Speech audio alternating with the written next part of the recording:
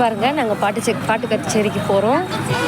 செந்தில் ராஜலட்சுமி பாட்டு கச்சேரி நம்ம ஊர் அம்மாப்பேட்டையில் நடக்குது. பார்க்க வரவங்க சீக்கிரம் வாங்க. கூட்டத்தை பார்த்தீங்களா?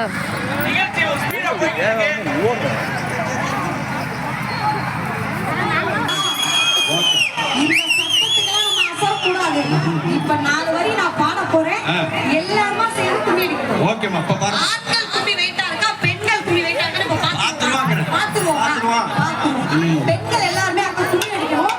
யாரும் கையை அப்படி கீழ வச்சு அடிக்க கூடாது. நல்லா அப்படி தூக்கி. ஓகே. ரெடி தானே நம்மானுங்க. ஓகேவா? உங்களை நம்பி நான் வாக்கு கொடுத்துருக்கேன். யாரும் கும்மி அடிக்காம இருக்க கூடாது. ஆண்கள் எப்படி கும்மி அடிக்கணும் நான் பாக்குறேன். பாட்டுக்காக பாருங்க, நாங்கெல்லாம் ரெடியா இருக்கோம்.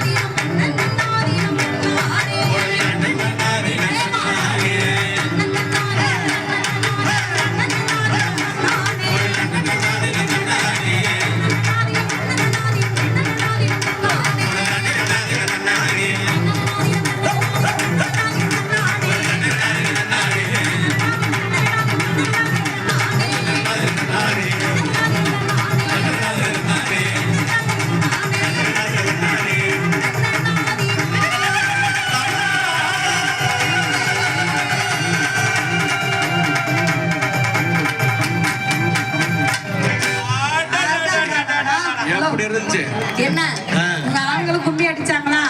நான் இல்லன்னா சொல்லல. ஆனா எங்க பெண்கள் அப்படி வெயிட்டா ஒருத்தர் கூட விடாம எல்லாரும் நல்லா கைய மேல தூக்கி அடிச்சாங்க. அதுல ஒரு அக்கா அந்த கைய மேல தூக்கி அடிக்கல, அவங்க மாமியா பக்கத்துல கண்ணோட நன்றி போட்டு சாரியத்தை தெரியாம பண்ணிட்டு இருந்தாங்க. எவ்வளவு சூப்பரா டைப் ஆனா உங்க ஆம்பளையாளர்களை பாதி பேரு இப்படியே பக்தி பாட்டையும் போட்டுட்டே இருப்பாங்களா, பாட்டுதான் போடுவாங்களா? இருக்குமா என்ன மாப்பிள்ள ப்ரே பண்றாங்க அப்படி இருக்கு வருவோம் எல்லாரும் வைப் ஆயிட்டாங்க. என்ன பண்ணலாம் இப்போ வந்து அப்படியே பக்தி பாடம் முடிக்கிற மாதிரி அந்த திரௌபதி அம்மனை வேண்டி அந்த பச்சைக்காளி பவளக்காளி பவனி வரக்கூடிய ஒரு பாட்டை மட்டும் கொடுத்துட்டு அது ஒண்ணு மட்டும் அதுக்கப்புறமா நம்ம பாட்டுகளை போறோம். ஓகேவா? ஓகே. நீங்களும் சொல்லிருக்கமா? ஆமா. அப்பவே பார்த்தா நிறைய பேருக்கு அங்க சாமி வந்து ஆடிட்டு இருந்தாங்க. இப்போ வந்து அந்த சாமியே இங்க வரப்போகுது. அந்த அம்மனே இங்க நேர்ல தோன்றி காட்சி தரக்கூடிய பாடல். அதனால அருள் வந்து ஆடுறவங்க பக்கத்துல அவங்க சொந்தக்காரங்க பாதுகாப்பா இருந்துக்கங்க. ஆமா, திடீர்னு செல்ல காண நகைய காணவனு வந்து அப்புறம் சொல்லக்கூடாது. அதுக்காகத்தான் கொஞ்சம் பாதுகாப்பா இருந்துக்கங்கன்னு சொல்லி அந்த பாடல் இவங்களுக்காக தந்து சிறப்பிக்கிறோம். அன்புடன்